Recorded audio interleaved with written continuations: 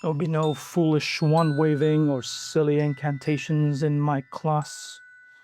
Turn to page 394.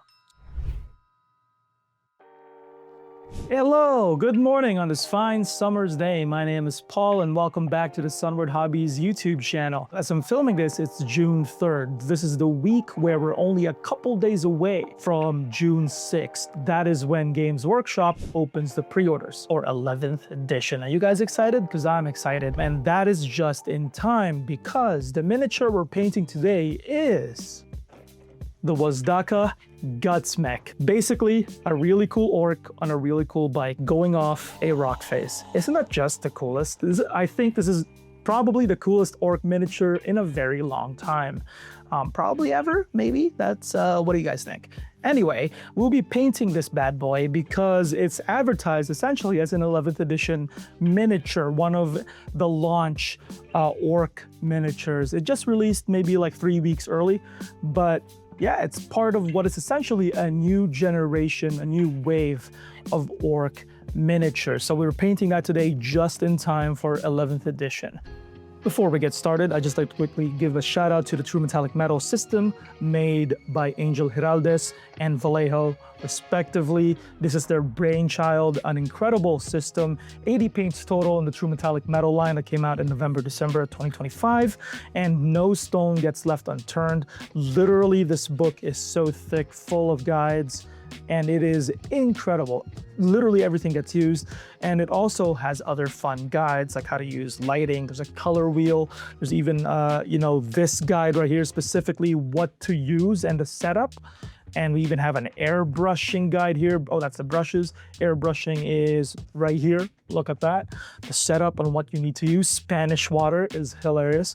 Makes me chuckle every single time, but it does matter, believe it or not. So yeah, an incredible, incredible book, comprehensive, and it even comes with a signed bookmark for every purchase. What are you waiting for? Grab your copy.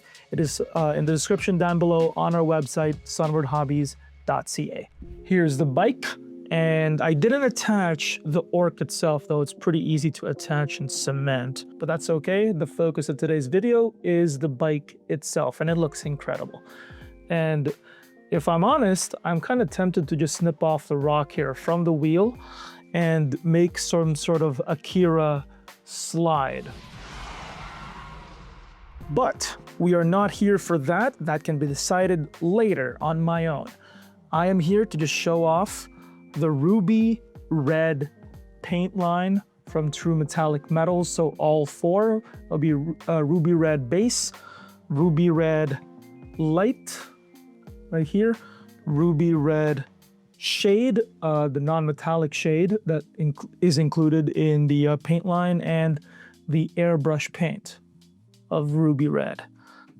We will be showing that off on the panels because the box art has them as red. There we go. It's been primed with gloss black. And yes, you can add the gloss effect later. Your black primer doesn't have to be gloss. I used Vallejo gloss varnish, and this is important for it to be gloss because it is what's recommended and what is needed, essentially, for true metallic metal paint jobs and just metallic paint jobs as a whole. Once again, we will be using page 38 with the 5 diagrams here, each corresponding to the 5 steps, 2.1 to 2.5, and they're pretty comprehensive, even though you're like, wait, that's only like a couple sentences each. Yes, it is quite comprehensive. Trust me. This is a very good book. I've already tried it on my personal paint jobs and on camera as well. So you saw it with Custodes. Step 1, or 2.1, calls for a heavy-handed application of ruby red True Metallic Metal airbrush paints.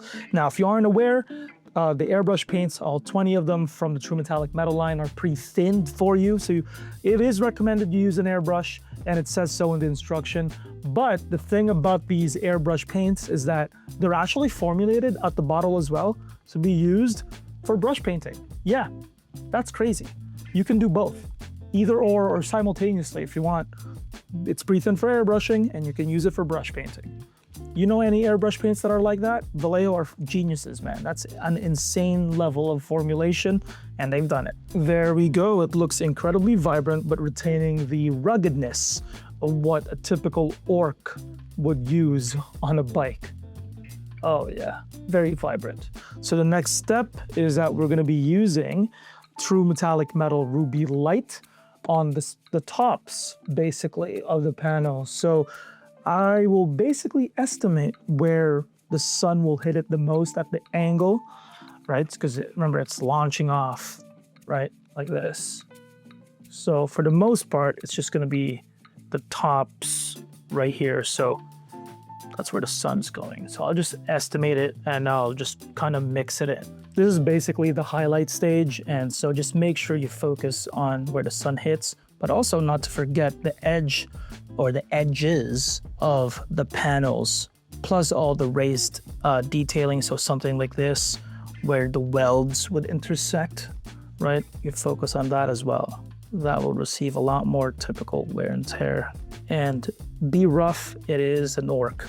Well, look at that. Isn't she lovely? And of course, I maximized it underneath the carriage here, because that's where a lot of the scratches would be. It's closer to the ground and everything. But yeah, and the front as well, the mandibles.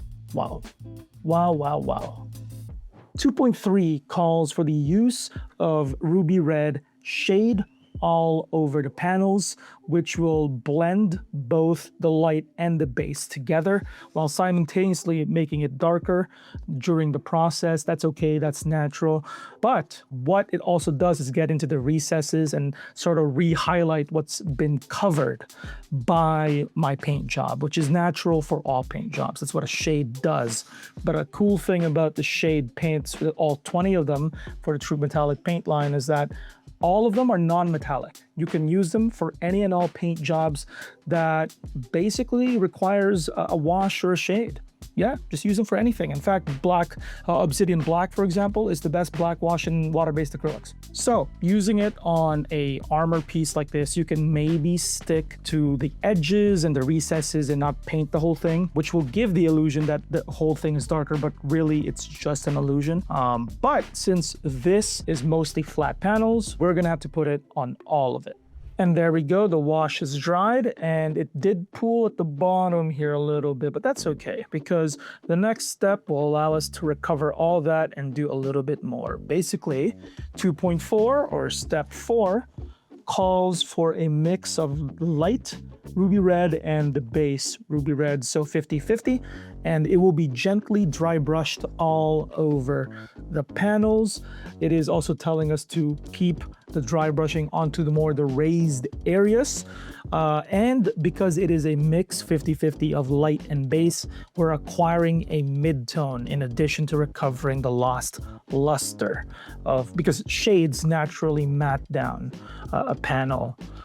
So we're recovering both things here, which is nice.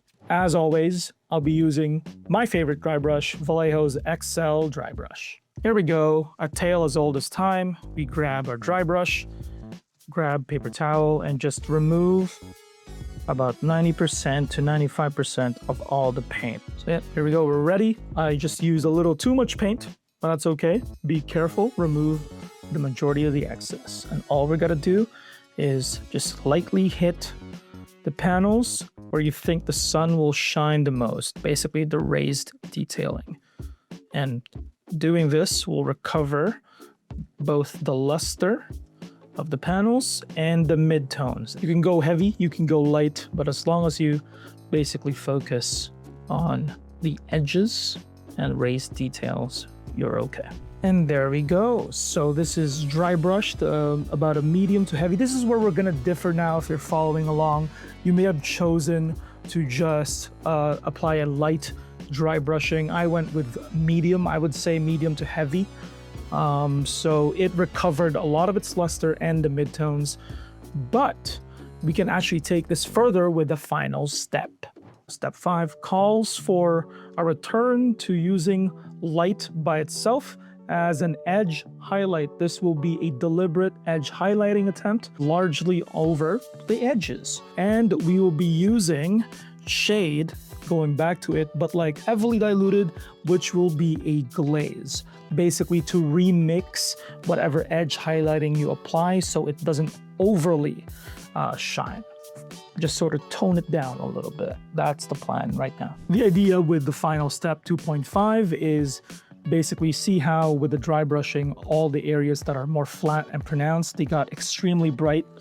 So with 2.5, the edges got more pronounced, but at the same time, anything flatter that's more pronounced got toned down a little bit. So we're putting the emphasis onto the edges rather than the raised flat panels, which should make for a nicer figure overall. And here we go. The edges have been highlighted, and to be fair, you can stop right here, but we're gonna continue with the final step, which is 2.5.2 essentially.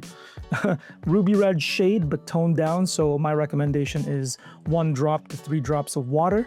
And we're gonna be using it on the more inside sort of panels there to make it a little bit more red.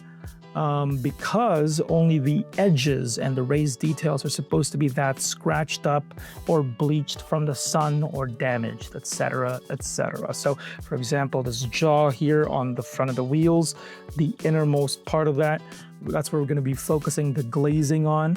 But honestly, you can stop right here if you want. And here we go, the final result. And it's still wet in some places, but yet regardless of that, we have nicely recovered some of the red, making it stand out even more complete with and blended with the rest of the paint job.